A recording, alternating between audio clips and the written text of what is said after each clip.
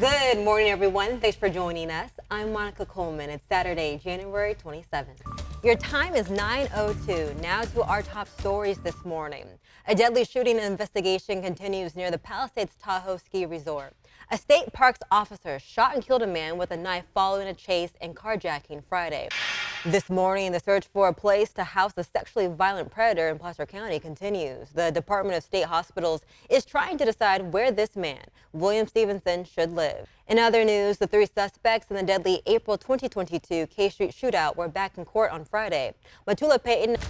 Now to other big stories we have been following. A verdict has been reached in the criminal defamation trial against former President Donald Trump. He now has to pay writer E. Jean Carroll more than $80 million for publicly defaming her. ABC's Allison Kasich has the details. Back here at home, Vice President Kamala Harris made a visit to Sacramento this week. She was here raising funds to support the Biden campaign as the election season starts to heat up. She greeted supporters after landing at Sacramento International Airport on Thursday. That's before traveling downtown to Leland Stanford Mansion. This morning, we know more about a big sideshow in the Rosemont neighborhood of Sacramento County. This happened on Thursday night. Police say around 600 people gathered, prompting neighbors to call about the noise. ABC 10's Garshpal Sunga reports the plan for the scheduled gathering was supposed to be calm, but police say instead it was one of the largest ones they've ever seen. State Senator Scott Wiener is introducing a new set of bills to make streets safer across the state, including one that would change how fast you drive. This week, PG&E made another settlement for their role in a destructive fire. This time, it's for the Dixie Fire.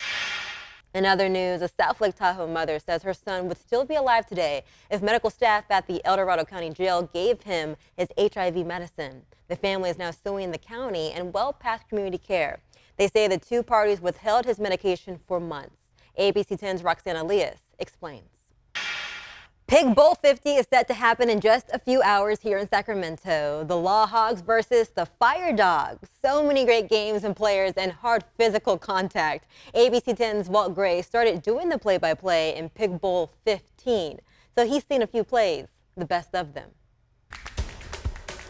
The big NFC Championship game is tomorrow. The San Francisco 49ers against the Detroit Lions. And from flags to jerseys, the color red, white, and gold have been everywhere lately.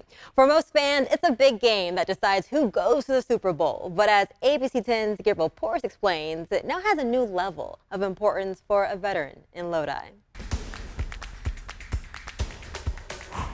The big NFC Championship game is tomorrow. The San Francisco 49ers against the Detroit Lions. And from flags to jerseys, the colors red, white, and gold have been everywhere lately. For most fans, it's a big game that decides who goes to the Super Bowl. But as ABC 10's Gabriel Porras explains, it now has a new level of importance for a veteran in Lodi. This morning, John Bartel takes us on the back roads once again. Let's head to Southern California to tour a castle made of garbage. We have concerning news to report this morning. Black women are dying at a higher rate from breast cancer. The research shows they are diagnosed at a later stage. ABC 10's Candace Red shows us how an organization in Sacramento is supporting women with breast cancer and helping to save lives. Before we go, check this out. A UC Davis alumna is returning to space. That's right. She's an astronaut who has not just been to space once, but twice. We're talking about flight engineer Tracy Dyson. She graduated from UC Davis with her doctorate in chemistry back in 1997.